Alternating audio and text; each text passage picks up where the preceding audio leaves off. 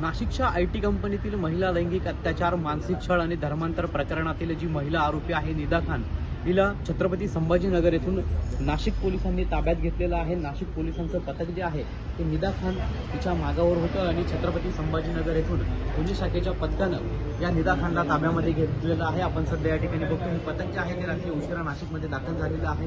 या पथकामध्ये लेडीज महिला पोलीस कर्मचारी असतील, त्याचबरोबर पोलीस अधिकारी असतील, कर्मचारी असेल, यांचं पथक जे आहे ते छत्रपती संभाजीनगर या ठिकाणी गेलेलं होतं आणि छत्रपती संभाजीनगर येथील जे काही गुन्हे शाखेचं पथक आहे, नाशिक शहरातील जे गुन्हे शाखेचं पथक आहे, यांच्या माध्यमातून संयुक्तरित्या कारवाई करण्यात आलेली आहे आणि रात्री उशिरा निदा खान हिला नाशिकमध्ये नाशिक रोड पोलीस स्थानकामध्ये आणण्यात आलेलं आहे आणि जी अटकेची कारवाई आहे ती सध्या आपल्याला सुरू असल्याचं पाहायला मिळतंय। आपण या पोलीस स्थानकामध्ये हे गुन्हे शाखेचं पथक देखील या ठिकाणी पाहतोय। खरं तर प्रायव्हेट वाहनांमधनं या निदा खानला नाशिकमध्ये आणण्यात आलेलं आहे। छत्रपती संभाजीनगर येथे ताब्यात घेतल्यानंतर तिला नाशिकमध्ये आणण्यात आलेलं आहे। खरं तर या संपूर्ण प्रकरणामध्ये गुन्हा दाखल झाल्यानंतर निदा खान ही फरार होती आणि त्यानंतर तिने अटकपूर्व जामिनासाठी आपला अर्ज जो आहे तो दाखल केलेला होता।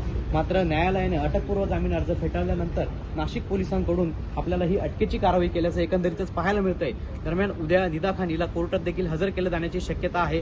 दरम्यान जे निदा खानवरती काही आरोप आहेत, त्याचबरोबर काही आंतरराष्ट्रीय कनेक्शन देखील उघड झालेलं आहे। या संपूर्ण अनुषंगानं SITच्या माध्यमातून तपास सुरू आहे। त्यामुळे आणखी आता निदा खान हिला अटक केल्यामुळे पोलिसांच्या तपासाला अधिक वेग जो आहे तो मिळणार आहे। उद्या कोर्टात हजर केल्यानंतर कदाचित पोलीस कस्टडीची जी मागणी आहे ती पोलीस करू शकतात आणि त्यामुळे आता पोलीस जे आहेत या संपूर्ण प्रकरणाचा तपास करणार आहेत। पवन येवले, TV9 मराठी, नाशिक।